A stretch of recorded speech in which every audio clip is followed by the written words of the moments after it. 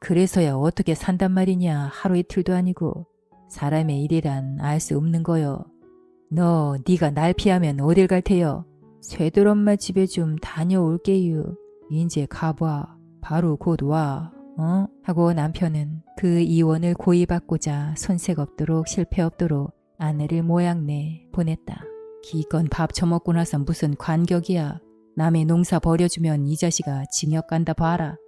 가도 좋아요. 아이고 배야. 그럼 어떡해. 하니까 성례시켜달래지 뭘 어떡해.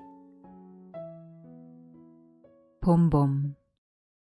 내가 이렇게 뒤통수를 긁고 나이가 찼으니 성례를 시켜줘야 하지 않느냐고 하면 대답이 늘 이 자식아 성례고 뭐고 미처 자라야지 하고 만다. 자라야 한다는 건 내가 아니라 내 아내가 될 점순이의 키말이다.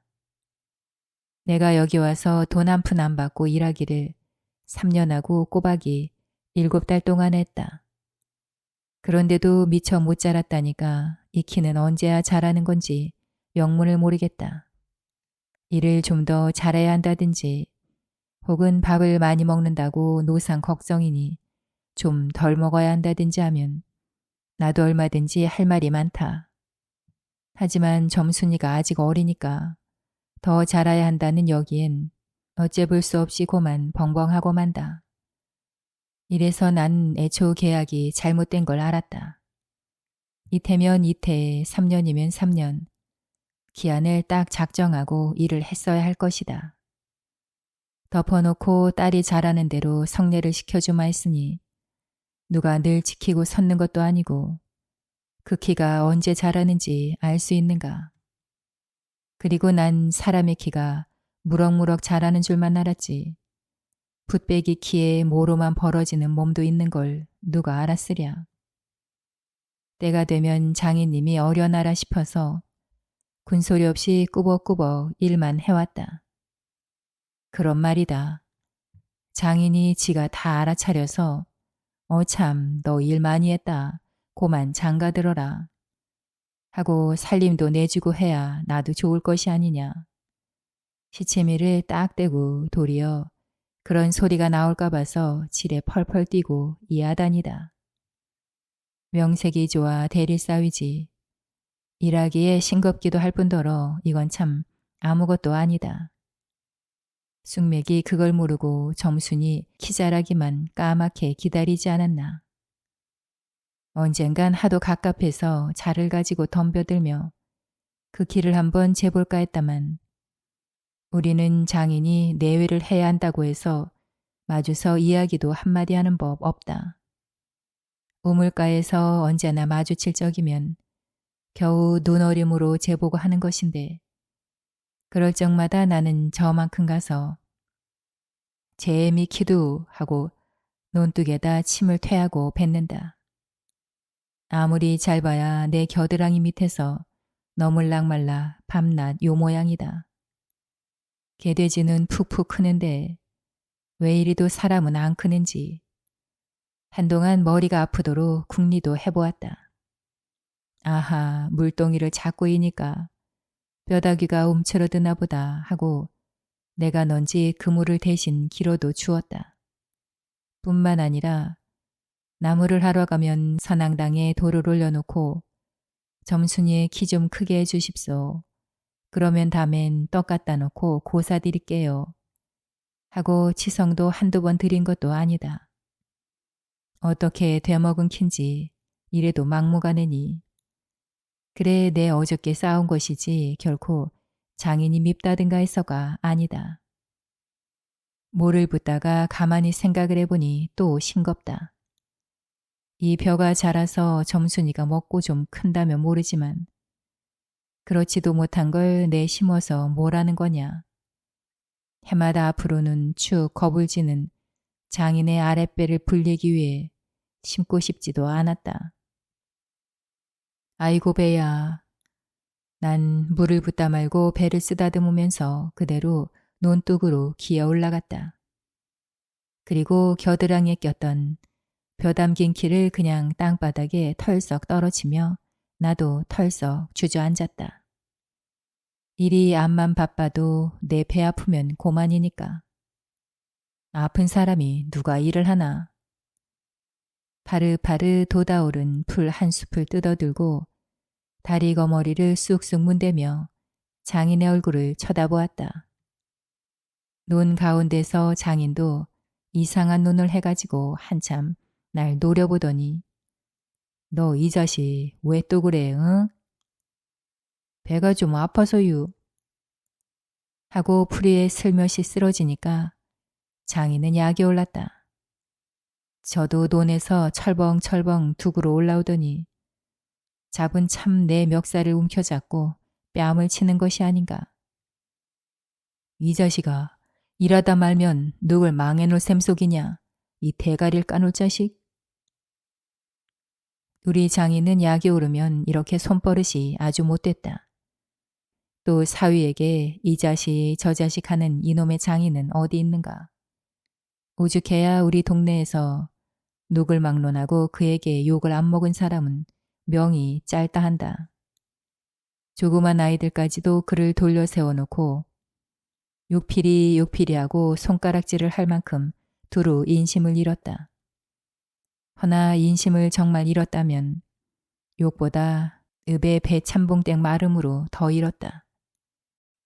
뻔히 마름이란 욕자라고 사람 잘 치고 그리고 생김생기길 호박개 같아야 쓰는 거지만 장인은 외양이 똑됐다.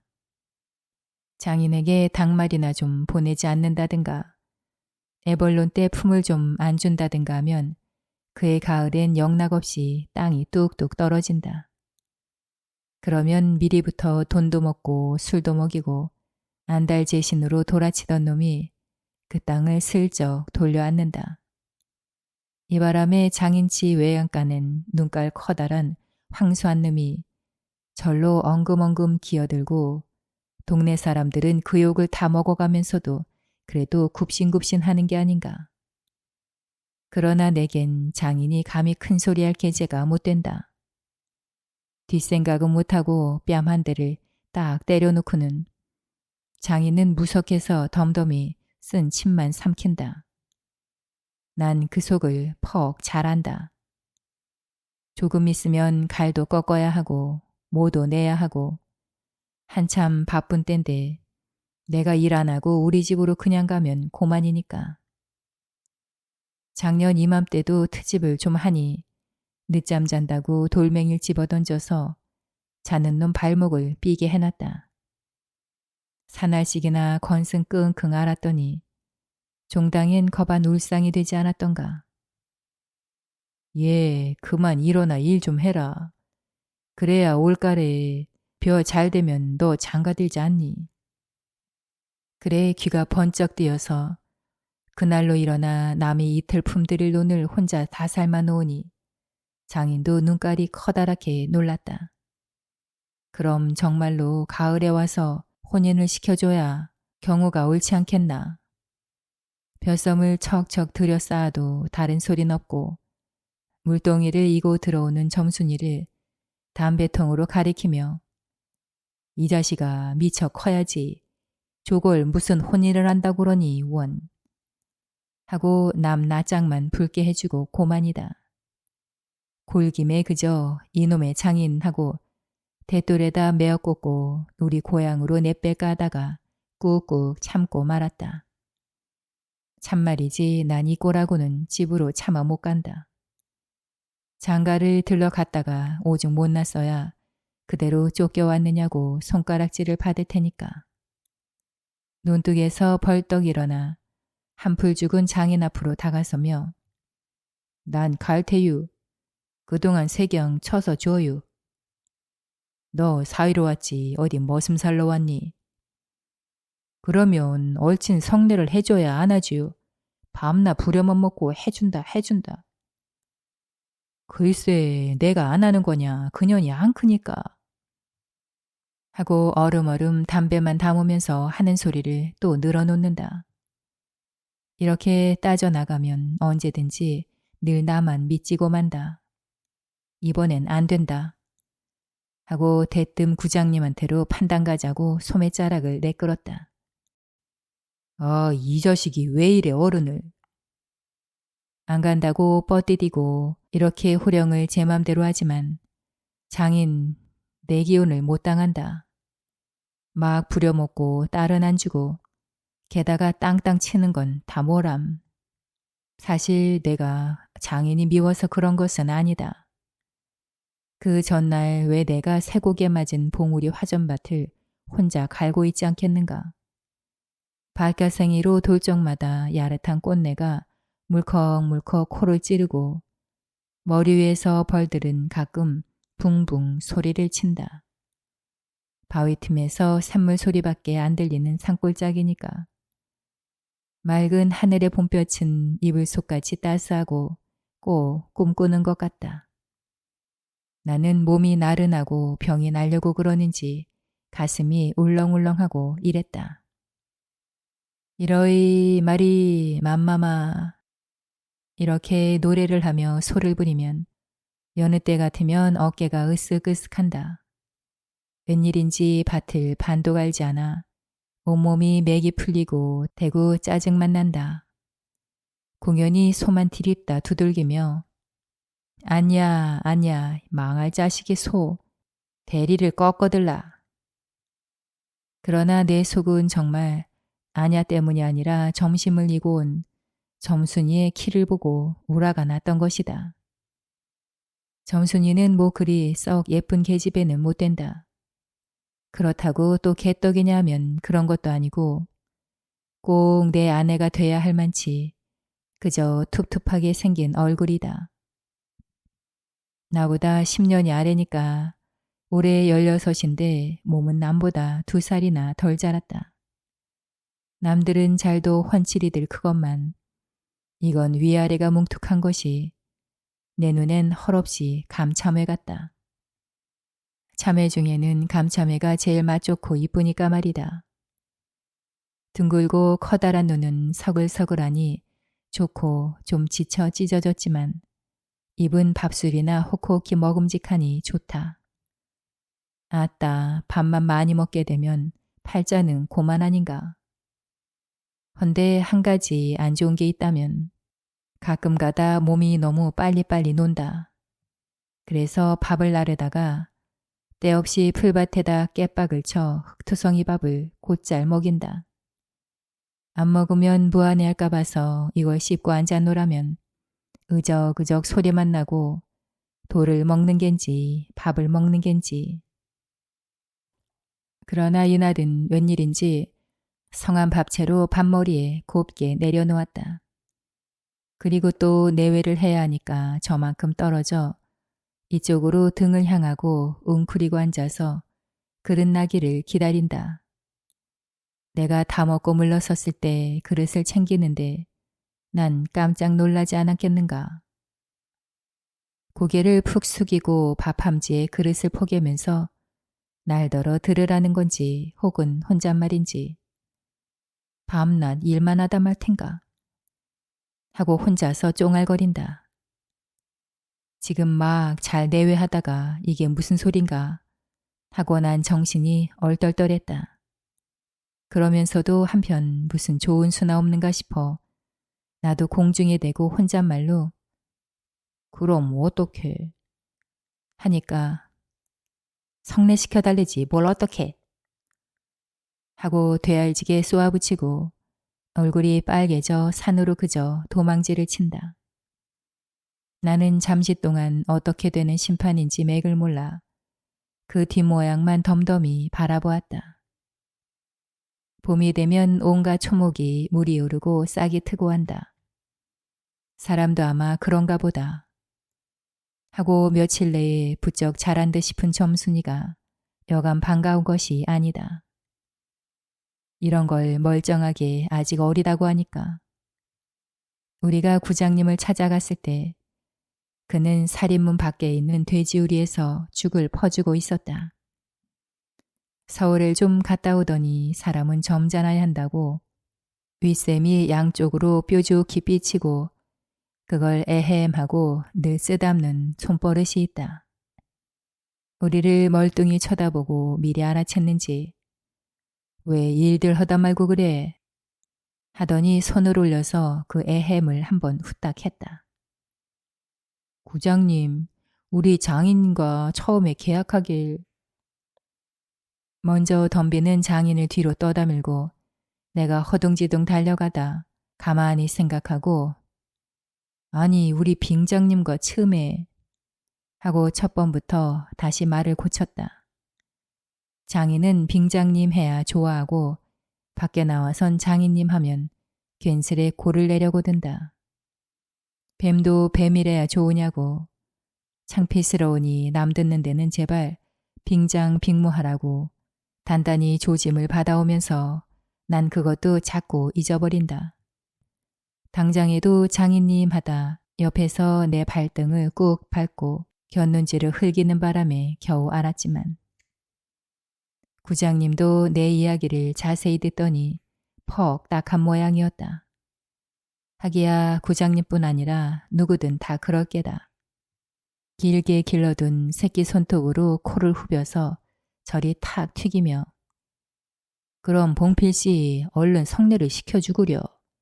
그렇게까지 지가 하고 싶다는데. 하고 내 짐작대로 말했다. 그러나 이 말에 장인은 삿대질로 눈을 부라리며 아 성례고 뭐고 계집애가 미쳐 자라야 할 게 아닌가 하고 그만 멀수룩해서 입맛만 쩍쩍 다실 뿐이 아닌가. 그것도 그래. 그래 거진 4년 동안에도 안 자랐다니. 그 키는 언제 자라지요? 다 그만 두시오. 사경 주시오. 글쎄 이 자식아 내가 그젤 말라 그랬니 왜 날 보고 떼냐. 빅모님은 참새만한 것이 그럼 어떻게 엘라 하지요? 사실 장모는 점순이보다도 깃배기 하나가 작다. 장인은 이 말을 듣고 껄껄 웃더니 코를 푸는 척하고 날 은근히 골리려고 팔꿈치로 옆 갈비뼈를 퍽 치는 것이다. 더럽다. 나도 종아리 파리를 쫓는 척하고 허리를 구부리며 그 궁둥이를 콱 때밀었다. 장인은 앞으로 웃질 끈하고 쌀이 문깨로 쓰러질 듯하다. 몸을 바로 치더니 눈총을 몹시 쏘았다. 이런 상년의 자식하곤 하고 말하고 싶지만 남의 앞이라 차마 못하고 섰는 그 꼴이 보기에 퍽 쟁그러웠다. 그러나 이 밖에는 별반 신통한 규정을 얻지 못하고 도로 논으로 돌아와 모를 부었다. 왜냐면 장인이 뭐라고 귓속말로 수근수근하고 간 뒤다. 구장이 날 위해서 조용히 데리고 아래처럼 일러주었기 때문이다. 뭉태말은 구장님이 장인한테 땅 두마지게 얻어 붙이니까 그렇게 꿰었다고 하지만 난 그렇게 생각하지 않는다. 자네 말도 하기야 옳지. 나이 찼으니 아들이 급하다는 게 잘못된 말은 아니여. 하지만 농사가 한층 바쁜 때 일을 안 한다든가 집으로 달아난다든가 하면 손해죄로 그것도 징역을 가거든. 왜 요전에 삼촌 말서 산에 불 좀 놓았다고 징역 간 거 못 봤나? 지산에 불을 놔도 징역을 가는 땐데 남의 농사를 버려주니 죄가 얼마나 중한가. 그리고 자넨 고소장내러 간대지만 그러면 괜시리 죄를 들쓰고 들어가는 걸세. 결혼도 그렇지. 법률에 성년이란 게 있는데 21가 돼야지 비로소 결혼을 할 수가 있는 걸세. 자넨 물론 아들이 늦을 걸 염려하지만 점순이로 말하면 인제사 겨우 16이 아닌가. 그렇지만 아까 빙장 말씀이 올가을엔 열일을 제치고라도 성례를 시켜준다 했으니 좀 고마울 겐가. 어여 가서 뭐 붙든 거나 마저 붙게. 큰소리 말고 어여 가. 그래서 오늘 아침까지 끽소리 없이 그대로 왔다. 장인과 내가 싸운 것은 지금 생각하면 전혀 뜻밖의 일이라 안 할 수 없다. 장인으로 말하면 요즘막 자긴들한테 행세를 좀 하고 싶다고 해서 돈 있으면 양반이지 별게 있냐 하고 일부러 아랫배를 쑥 내밀고 걸음도 뒤틀리게 걷고 하는 이 판이다. 이까진 나쯤 두들기다 남의 땅을 가지고 모처럼 닦아놓았던 가문을 망친다든가 할 어른이 아니다. 또 나로 논지면 아무쪼록 잘 보여서 점순이한테 얼른 장가를 들어야 하지 않겠는가. 이렇게 말하면 결국 어젯밤 뭉태네 집에 마실 간 것이 썩 나빴다. 낮에는 구장님 앞에서 장인과 내가 싸운 걸 어떻게 알았는지 대구 빈정거리는 게 아닌가. 그래, 맞고도 그걸 가만둬? 그럼 어떡하냐. 임마 봉피를 모판에다 거꾸로 박아놓지 뭘 어떡해. 하고 괜히 내 대신 화를 내가지고 주먹질을 하다 등장까지 쳐버렸다. 놈이 본시 괄괄은 하지만 그래놓고 날더러 석유값을 물라고 막 때를 쓴다. 어안이 벙벙해서 잠자코 앉아있으니 연신 짓거리는 소리가 밤낮 일만 해주고 있을 테냐. 영득인 1년을 살고도 장갈 들었는데 넌 4년이나 살고 더 살아야 되냐. 네가 세 번째 사위인 줄이나 아니. 세 번째 사위. 남의 일이라도 분하다 이 자식아. 우물에가 빠져 죽어라. 나중엔 겨우 손톱으로 목을 따라고까지 하고 지 아들같이 함부로 후딱이었다. 별의별 소리를 다해서 그대로 옮길 수는 없지만 그 줄거리는 이렇다. 우리 장인한테 딸이 셋이 있는데 맏딸은 재작년 가을에 시집을 갔다. 정말은 시집을 간 것이 아니라 그 딸도 대릴사위를 해가지고 있다가 내보냈다.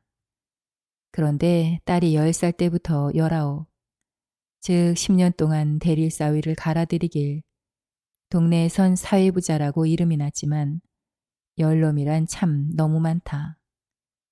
장인이 아들은 없고 딸만 있는 고로 그 다음 딸을 대릴사위를 해올 때까진 부려먹지 않으면 안 된다. 물론 머슴을 두면 좋지만 돈이 드니까. 일 잘하는 놈을 고르느라고 연방 바꿔드렸다. 또 한편 놈들이 욕만 줄창 퍼붓고 심의도 부려먹으니 배리상에서 달아나기도 했겠지. 점순인 둘째 딸인데 내가 이를테면 그 세 번째 대릴사위로 들어온 셈이다. 내 다음으로 네 번째 놈이 들어올 걸 내가 일도 참 잘하고 그리고 사람이 좀 어수룩하니까 장인이 잔뜩 붙들고 놓질 않는다. 셋째 딸이 이제 6살, 적어도 10살은 돼야 대릴사위를 할 텐데 그동안은 죽도록 부려먹어야 된다. 그러니 인제는 속 좀 차리고 장가를 들여달라고 때를 쓰고 나자빠져라. 이 말이었다. 나는 건성으로 엉엉하며 귀등으로 들었다. 웅태는 땅을 얻어 붙이다가 떨어진 뒤로는 장인만 보면 공연히 못 잡아먹어 으르렁거린다. 그것도 장인이 져달라고 할 적에 제 집에서 위한다는 그 감투를 선뜻 주었더라면 그럴 리도 없었을걸. 그러나 난 뭉태란 놈의 말을 고지곧대로 다 듣지 않았다. 꼭 고지 들었다면 간밤에 와서 장인과 싸웠지 무사히 있었을 리가 없지 않은가. 그러면 딸한테까지 인심을 잃은 장인이 혼자 나빴다. 실토이지. 나는 점순이가 아침상을 가지고 나올 때까진 오늘은 또 얼마나 밥을 담았나 하고 이것만 생각했다.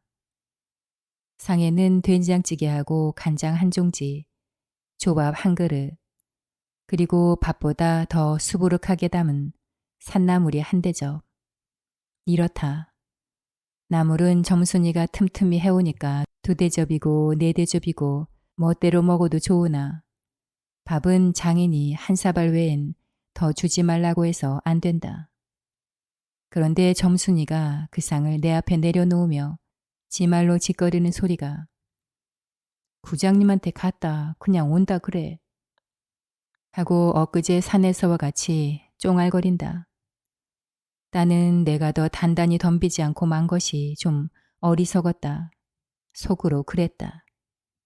나도 저쪽 벽을 향하여 외면하면서 내 말로 안 된다는 걸 그럼 어떡한다 하니까 쇠물 잡아채지 그냥도 이 바보야. 하고 또 얼굴이 빨개지며 성을 내며 안으로 셀쭉하니 퇴에 들어가지 않는가. 이때에 아무도 본 사람이 없었기 망정이지. 보았다면 내 얼굴이 애미 잃은 황새 새끼처럼 가엾다고 했을 것이다. 사실 이때만큼 슬펐던 일이 또 있었는지 모른다. 다른 사람은 앞만 못생겼다 해도 괜찮지만 내 아내 될 점순이가 병신으로 본다면 참 신세는 따분하다. 밥을 먹은 뒤 지게를 지고 일터로 가려하다 도로 벗어던지고 바깥마당 공석 위에 드러누워 난 차라리 죽느니만 갖지 못하다 생각했다. 내가 일을 안 하면 장인 저는 나이가 먹어 못하고 결국 농사 못 짓고 만다. 뒷짐으로 트림을 꿀꺽하고 대문 밖으로 나오다 날 보고서는 이 자식아 왜 또 이러니? 체했어요. 아이고 배야. 기껏 밥 처먹고 나서 무슨 관격이야. 남의 농사 버려주면 이 자식아 징역 간다 봐라. 가도 좋아요. 아이고 배야. 참말로 난 일을 안 해서 징역을 가도 좋다고 생각했다. 이루 아들을 낳아도 그 앞에서 바보 바보 이렇게 별명을 들을 테니 오늘은 10쪽이 난데도 결정을 내고 싶었다. 장인이 일어나라고 해도 내가 안 일어나니까 눈에 독이 올라서 저편으로 힝하게 가더니 지게막대기를 들고 왔다. 그리고 그걸로 내 허리를 마치 돌 떠넘기듯이 쿡 찍어서 넘기고 했다. 밥을 잔뜩 먹어 딱딱한 배가 그럴 적마다 퉁겨지면서 벨창이 꼿꼿한 것이 여간 캥기지 않았다. 그래도 안 일어나니까 이번엔 배를 지게막대기로 위에서 쿡쿡 찌르고 발길로 옆구리를 차고 했다. 장인은 원래 심술이 굳어서 그렇지만 나도 저만 못하지 않게 배를 차였다.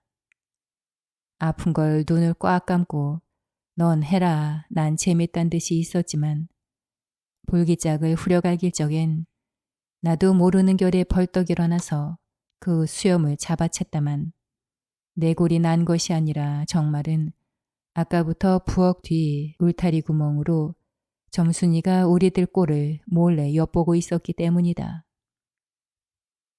가뜩이나 말 한마디 톡톡이 못한다고 바보라는데 몇 가지 잠자코 맞는 걸 보면 정말로 바보라 할 게 아닌가.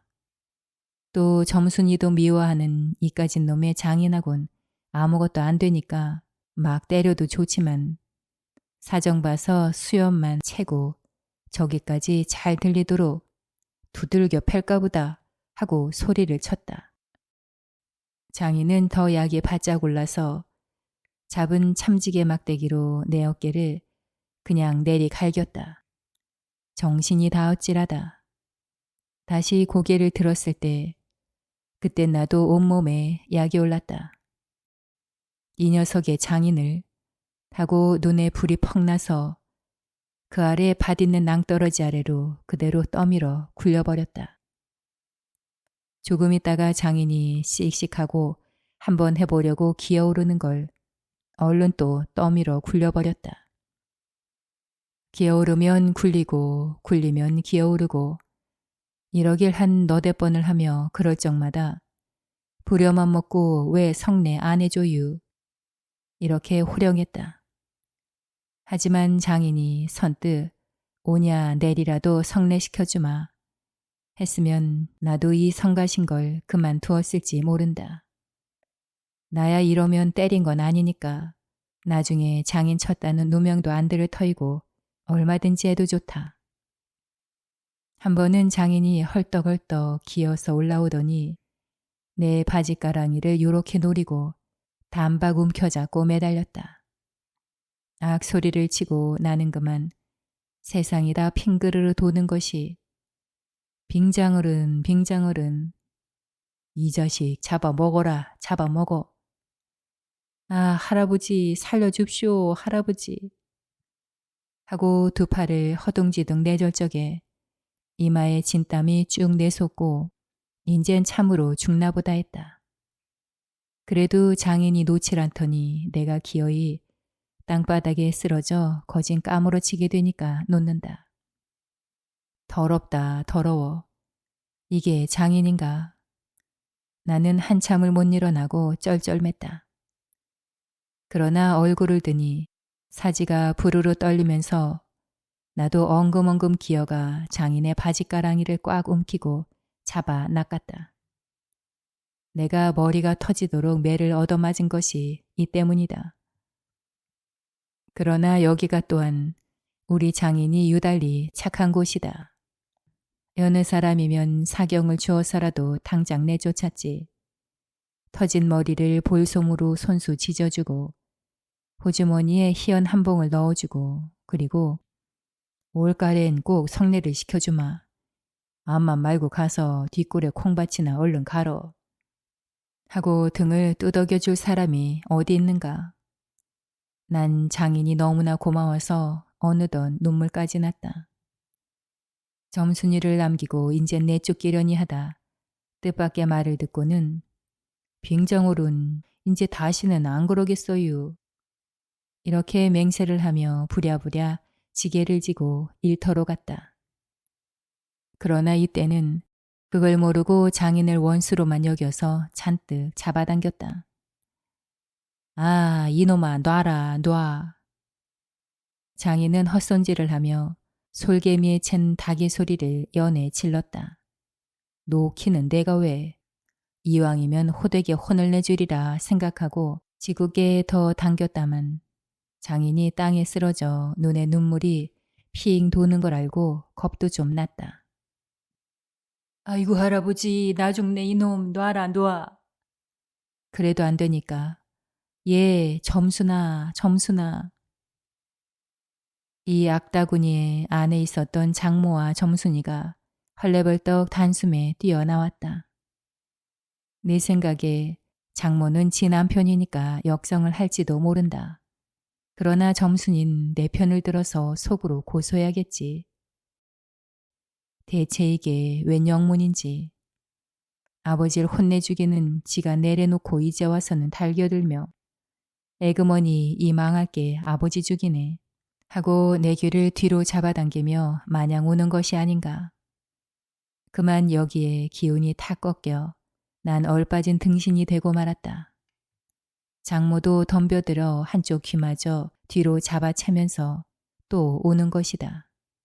이렇게 꼼짝도 못하게 해놓고 장인은 지게막대기를 들어 사문 내려 조졌다. 그러나 난 구태여 피하려 하지도 않고 암만 해도 그 속을 알 수 없는 점순이 얼굴만 멀거니 들여다보았다. 이 자식 장인 입에서 할아버지 소리가 나오도록 해. 소낙비.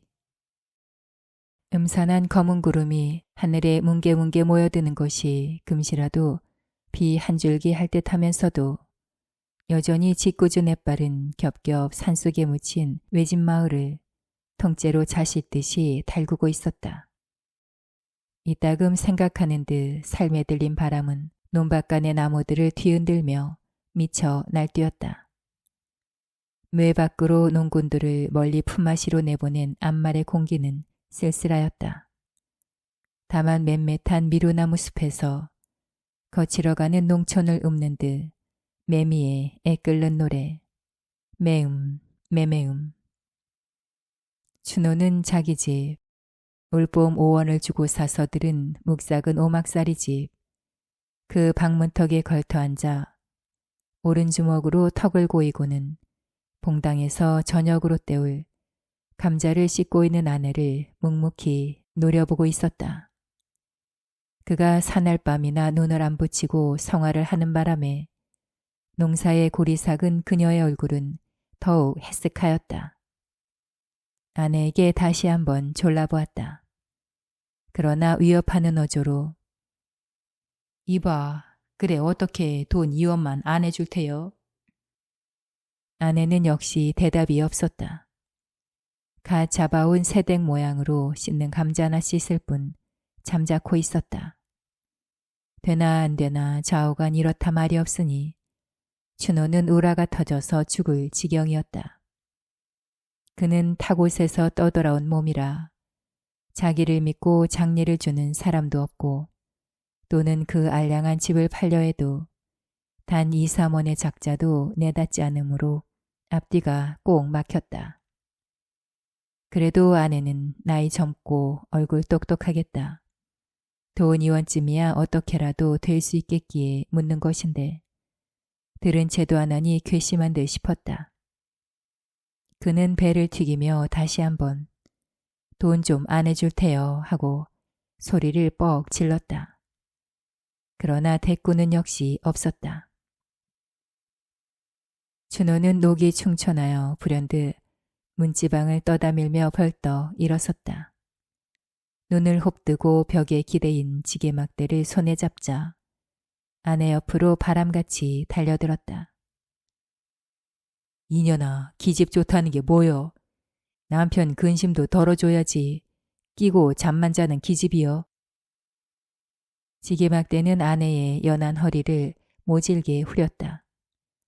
까부라지는 비명은 모지락스레 찌그러진 울타리를 벗어나간다. 잽쳐 지게막대는 앉은 채 고꾸라진 아내의 발뒤치고 롤러 볼기를 내리갈겼다.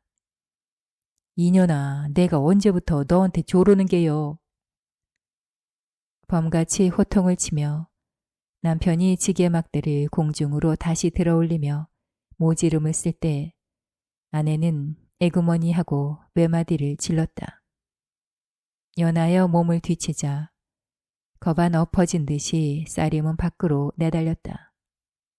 얼굴에 눈물이 흐른 채 황그리는 걸음으로 문 앞 언덕을 내려 개울을 건너고 맞은 쪽에 뚫린 콩밭길로 들어섰다. 네가 날 피하면 어딜 갈 테여? 발길을 막는 듯한 의미 있는 호령에 달아나던 아내는 다리가 멈칫하였다. 그녀는 고개를 돌려 쌀이문 안에 아직도 지게막대를 들고 섰는 남편을 바라보았다. 어른에게 죄진 어린애처럼 입만 쫑깃쫑깃하다가 남편이 뛰어나올까 겁이 나서 겨우 입을 열었다. 쇠돌엄마 집에 좀 다녀올게유. 쭈뼛쭈뼛 변명을 하고는 가던 길을 다시 횡하게 내걸었다.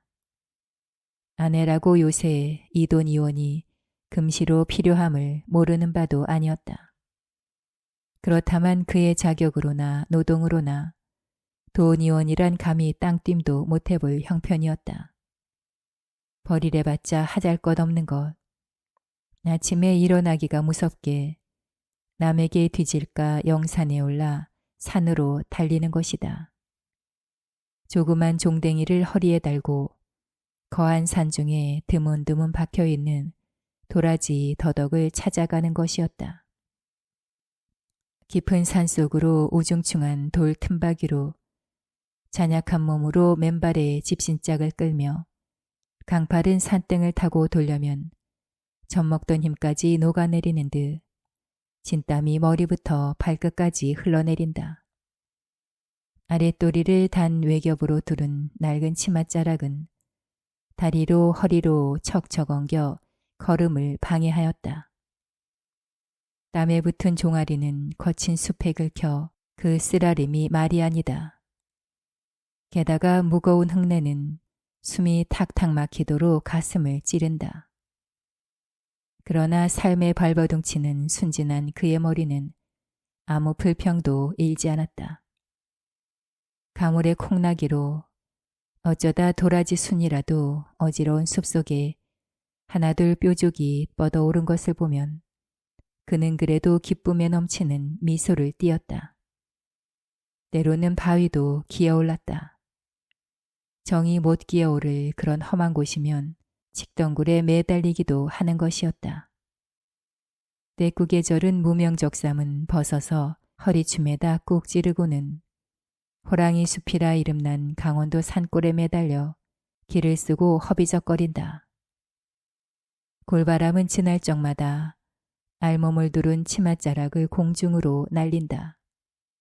그때마다 검붉은 볼기짝을 사양없이 내보이는 칡덩굴이 그를 본다면 배를 움켜쥐어도 다 못 볼 것이다. 다행히 그윽한 산골이라 그 꼴을 비웃는 놈은 오로지 뻐꾸기뿐이었다. 이리하여 해동갑으로 해가를 하고 나면 캐어 모은 도라지 더덕은 한두 사발 남짓하게 되는 것이다. 그러면 동네로 내려와 주막거리에 가서 그걸 내주고 보리쌀과 사발 바꿈을 하였다. 그러나 요즘엔 그나마도 철이 겨워 소출이 없다.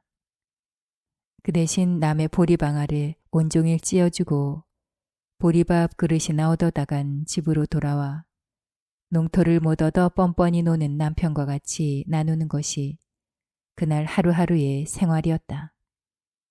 그러고 보니 돈 2원은커녕 당장 목을 딴 데도 피도 나올지가 의문이었다. 만약 돈 2원을 돌린다면 아는 집에서 보리라도 구워 파는 수밖엔 다른 도리가 없다. 그리고 온 동네 안악들이 치맛바람에 팔자 고쳤다고 쑥덕거리며 은근히 시샘을 하는 쇠돌엄마가 아니고는 노는 벌이를 가진 사람이 없다. 그런데 도둑이 제발 저리다고 그는 자기 꼴 주제에 호사로운 쇠돌엄마에겐 죽어도 가고 싶지 않았다. 쇠돌엄마도 처음에야 자기와 같이 천한 농부의 계집이련만 어쩌다 하늘이 도와 동네 부자 양반 이주사와 은근히 배가 맞은 뒤로는 얼굴도 모양내고 오치장도 하고 밥 걱정도 안 하고 하여 아주 금방석에 뒹구는 팔자가 되었다. 그리고 쇠돌아버지도 이게 웬 떡이냔 듯 아내를 내놓은 채 눈을 살짝 감아버리고 이주사한테서 나오는 옷이나 입고 주는 쌀이나 먹고 연연히 신통치 못한 자기 농사엔 한 손을 떼고 흰자를 뽑는 것이 아닌가. 사실 말인즉 춘호처가 쇠돌엄마에게 죽어도 안 가려는 그 속가닥은 정작 여기 있었다. 바로 지난 늦은 봄, 달이 뚫어지게 밝은 어느 밤이었다. 춘호가 보름 개출을 보러 산모퉁이로 나간 것이 이슥하여도 돌아오지 않으므로 집에서 기다리고 있던 아내가 인제 자고 오려나 생각하고는 막 들어누워 잠이 들려니 웬 난데없는 황소 같은 놈이 뛰어들었다. 허둥지둥 춘호철을 마구 깔다가 놀라 으악 소리를 치는 바람에 그냥 달아난 일이 있었다. 어수룩한 시골 일이라 별반 풍설도 안 나고 쓱싹 되었으나 며칠이 지난 뒤에야 그것이 동네 부자 이주사의 소행임을 비로소 눈치채었다. 그런 까닭으로 해서 춘호처는 쇠돌엄마와 직접 관계는 없단데도 그를 대하면 공연히 얼굴이 뜨거워지고 몹시 어색해졌다. 죄나진 듯이. 그리고 더욱이 쇠돌엄마가 세대 난 속옷이 3개고 버섯이 4벌이고 하며 아주 좋다고 핸들대는 그 꼴을 보면 혹시 자기에게 함정을 두고서 비아냥거리는 건 아닌가 하는 옥생각으로 무안에서 고개도 못 들었다. 한편으로는 자기도 좀만 잘했다면 지금쯤은 쇠돌엄마처럼 호강을 할 수 있었을 그런 갸륵한 기회를 깝살러버린 자기 행동에 대한 후회와 애탄으로 말미암아 마음을 괴롭히는 그 쓰라림도 적지 않았다. 그러나 아무러한 욕을 보더라도 나날이 심해가는 남편의 무지한 매보다는 그래도 좀 나을 거다. 오늘은 한맘 먹고 쇠돌엄마를 찾아가려는 것이었다. 춘호처는 이번 걸음이 헛발이나 안 칠까 일념으로 심화를 하며 수양버들이 쭉 늘어박힌 논두렁길로 들어섰다. 그는 시골 안악내로는 용모가 매우 반반하였다. 좀 야윈 듯한 몸매는 호리호리한 것이 소위 동네 문자대로 외입게나 하염직한 얼굴이었으되 추레한 의복이나 퀴퀴한 냄새는 거지와 매한가지다. 그는 왼손 바른손으로 겹금내기로 치맛귀를 여며가며 속살이 삐질까 조심조심 걸었다. 감사 나온 구름송이가 하늘 신폭을 휘덮고는 차츰차츰 지면으로 처져 내리더니 그의 산봉우리에 엉겨 살풍경이 되고 만다. 먼 데서 개 짖는 소리가 앞뒷산을 한적하게 울린다.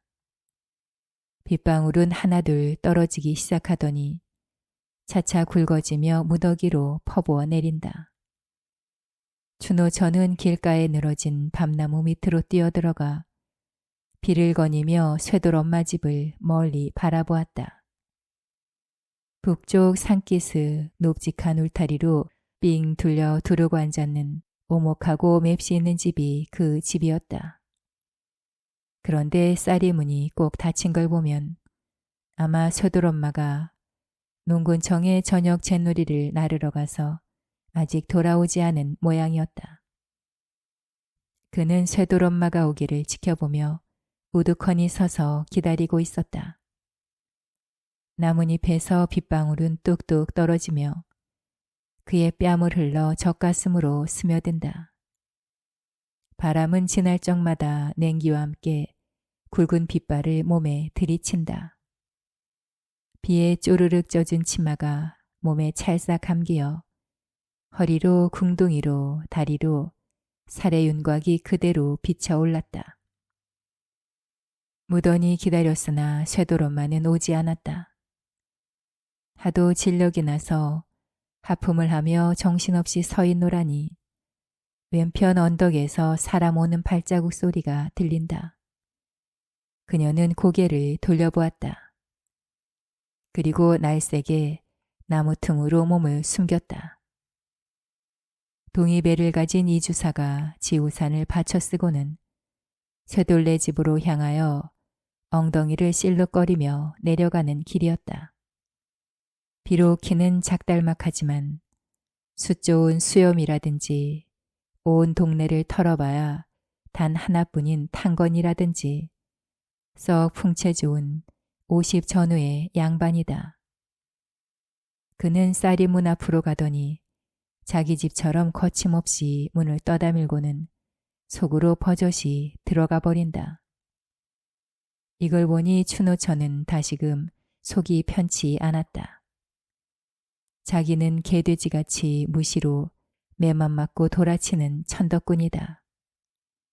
안팎으로 겹 귀염을 받으며 간들대는 쇠돌 엄마와 사람된 치수가 두드러지게 다름을 그는 알 수 있었다.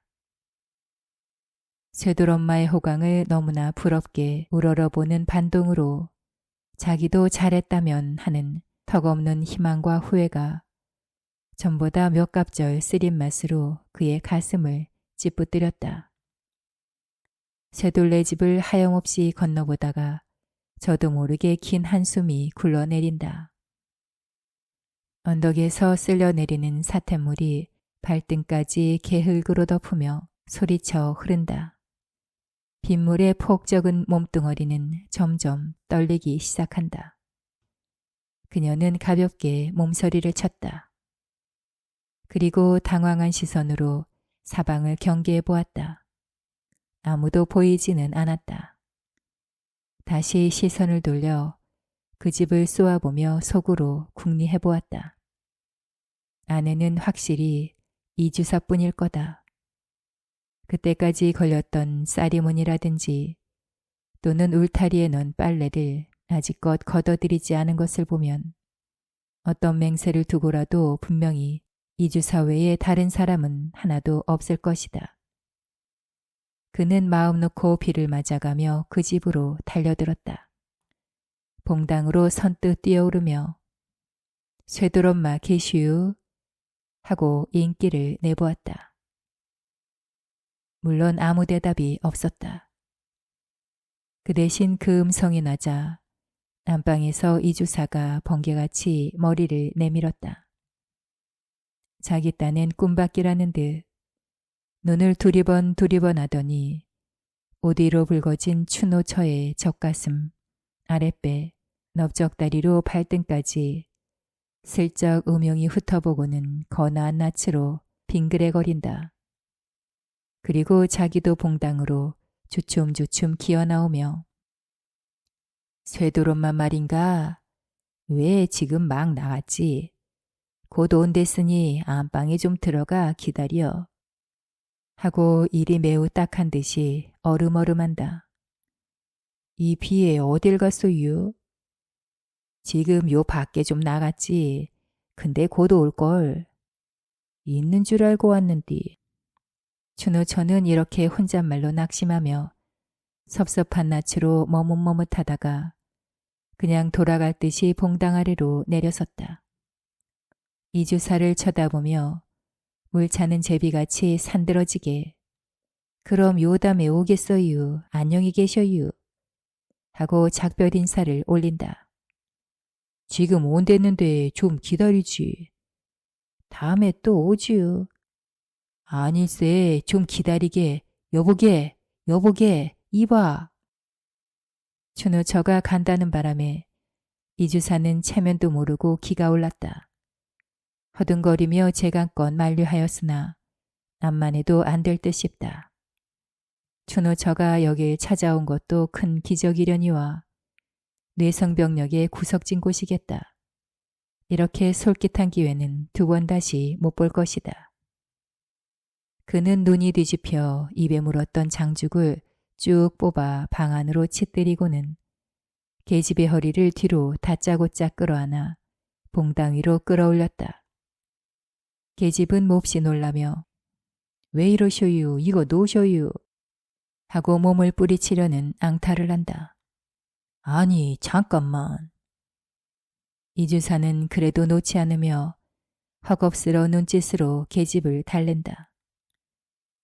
흘러내리는 고위춤을 왼손으로 연신 치우치며 바른 팔로는 계집을 잔뜩 움켜잡고 엄두를 못 내 쩔쩔매다가 간신히 방 안으로 끙끙 몰아넣었다.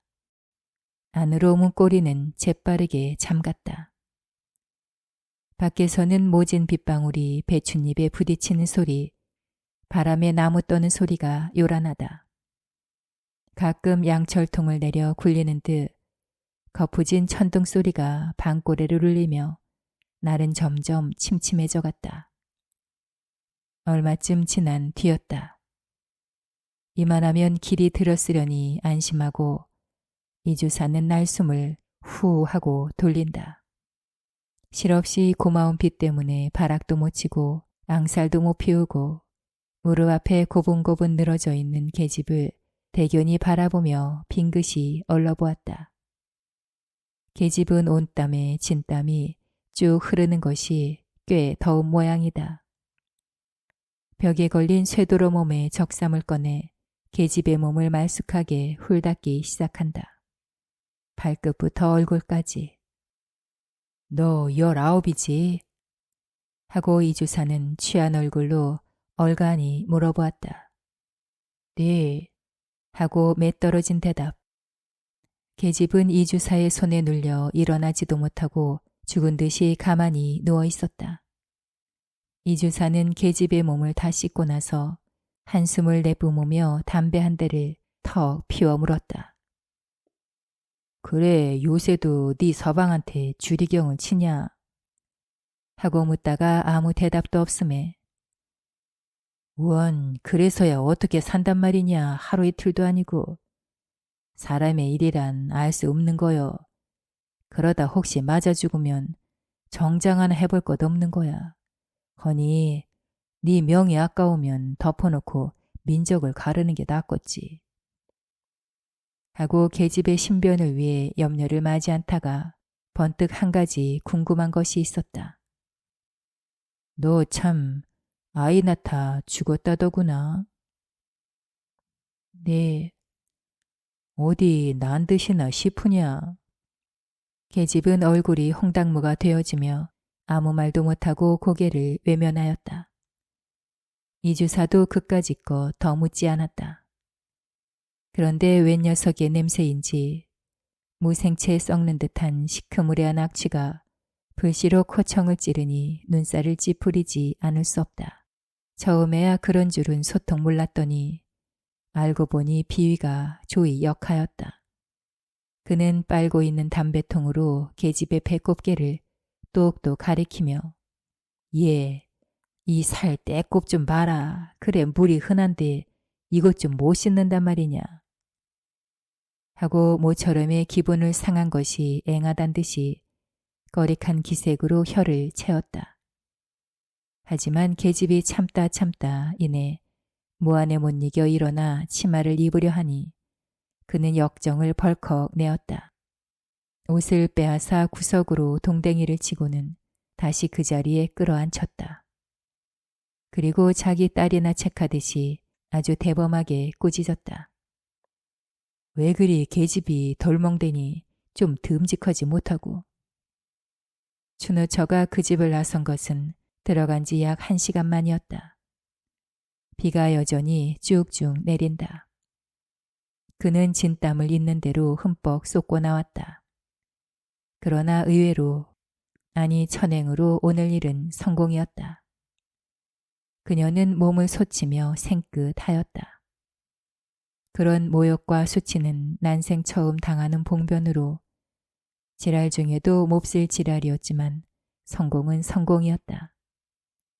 복을 받으려면 반드시 고생이 따르는 법이니 이까짓 거야 골백번 당한데도 남편에게 매나 안 맞고 의족해 살 수만 있다면 그는 사양치 않을 것이다.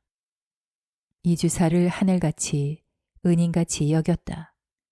남편에게 부쳐먹을 농토를 줄 테니 자기의 첩이 되라는 그 말도 죄송하였지만 더욱이 돈 2원을 줄 테니 내일 이맘때 쇠돌레 집에서 넌지시 만나자는 그 말은 무엇보다도 고마웠고 벅찬 짐이나 푸른 듯 마음이 홀가분하였다.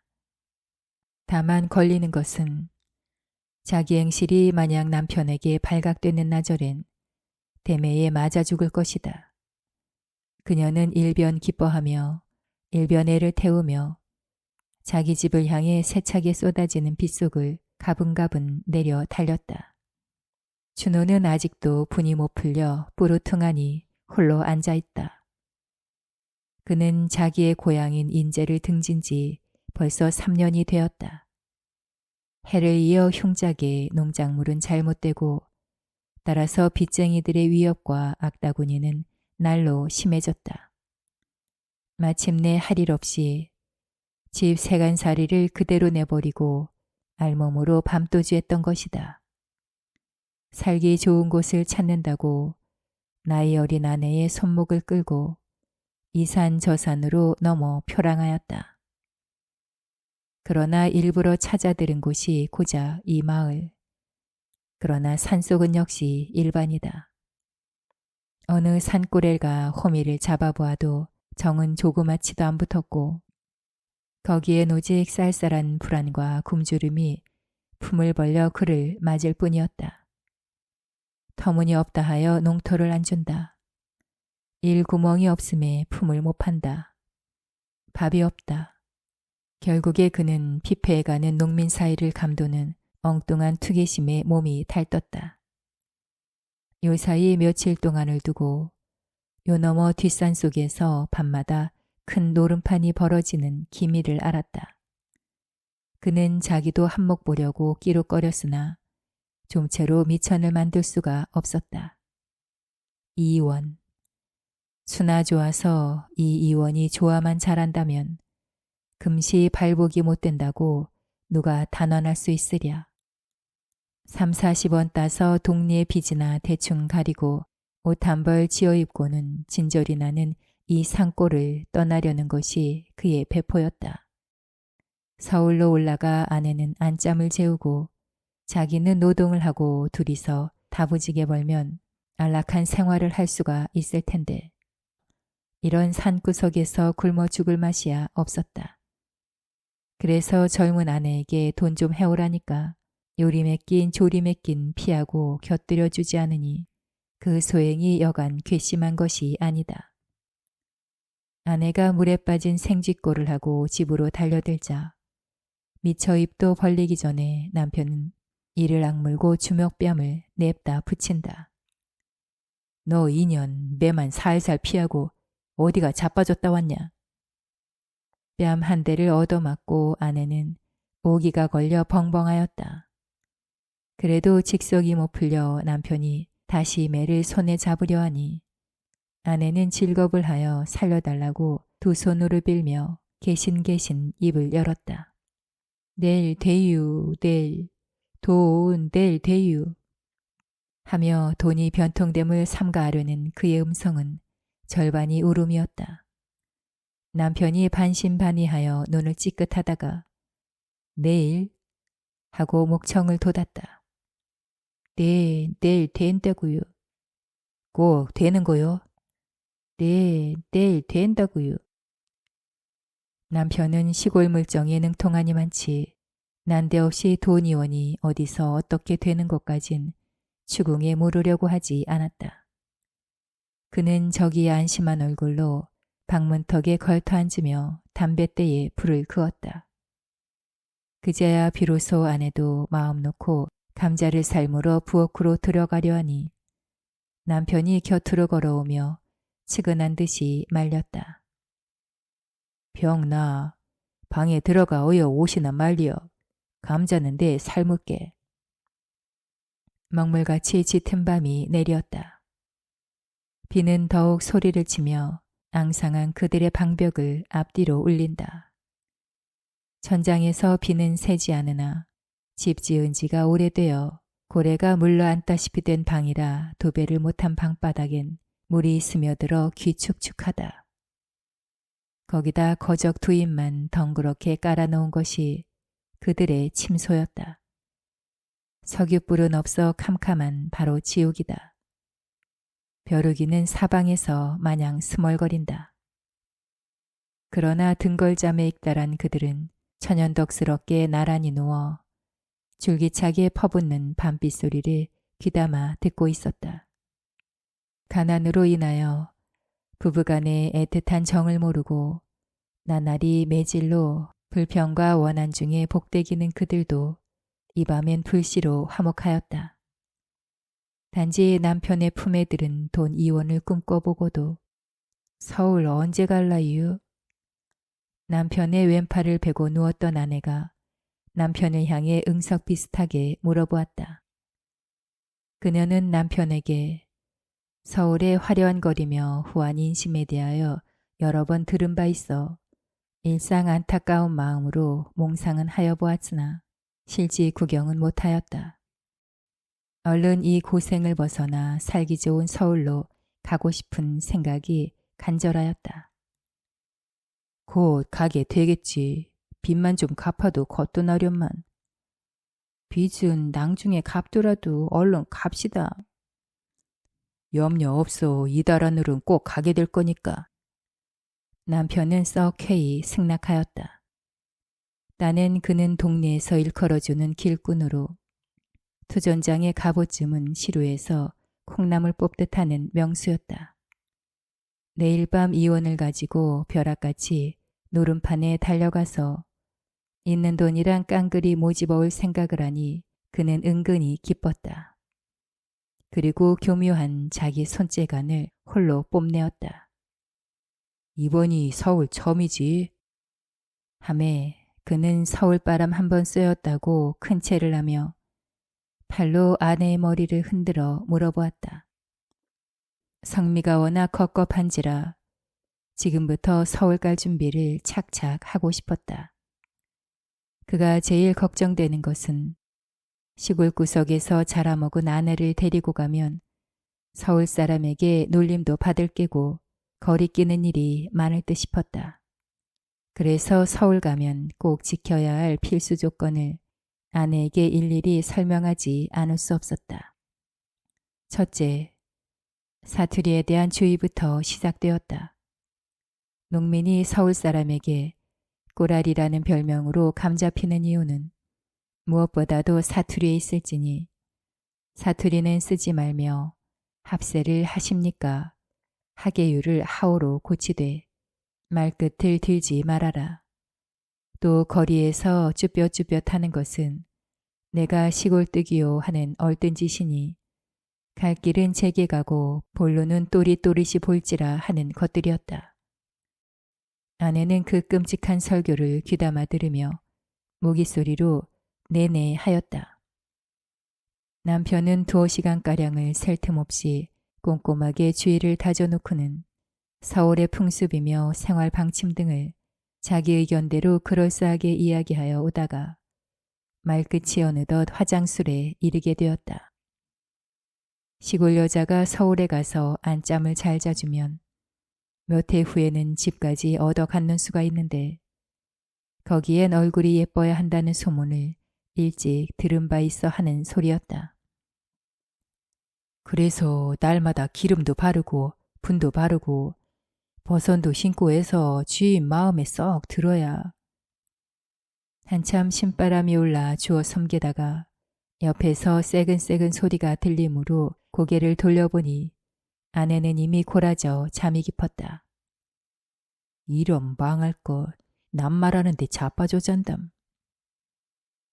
남편은 혼자 중얼거리며 바른 팔을 들어 이마 위로 흐트러진 아내의 머리칼을 뒤로 쓰다마 넘긴다. 세상에 귀한 것은 자기 아내. 명색이 남편이며 이날까지 옷 한 벌 변변히 못해 입히고 고생만 지시킨 그 죄가 너무나 큰 듯 가슴이 뻐근하였다. 그는 왁살스러운 팔로 아내 허리를 꼭 껴안아 자기 앞으로 바트기 끌어당겼다.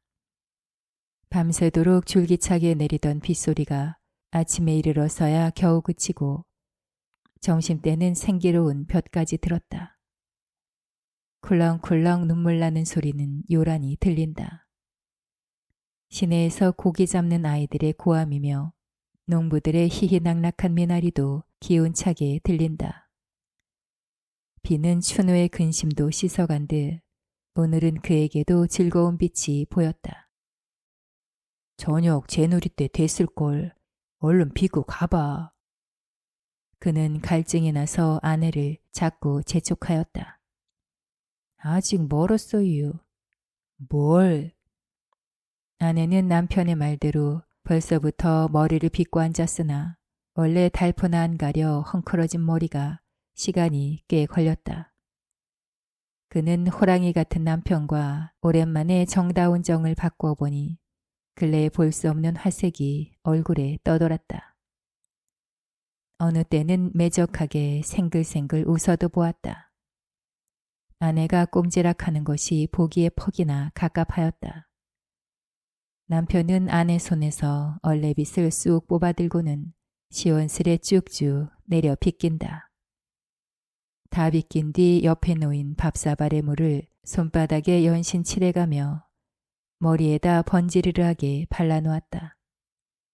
그래놓고 위에서부터 머리칼을 재워가며 맵시 있게 쪽을 딱 찔러주더니 오늘 아침 한사코 공을 들여 삼아놓았던 집신을 아내 발에 신겨주고 주먹으로 자근자근 코를 내주었다. 인제 가봐. 하다가 바로 곧 와, 하고 남편은 그 이원을 고이 받고자 손색 없도록 실패 없도록 아내를 모양내 보냈다.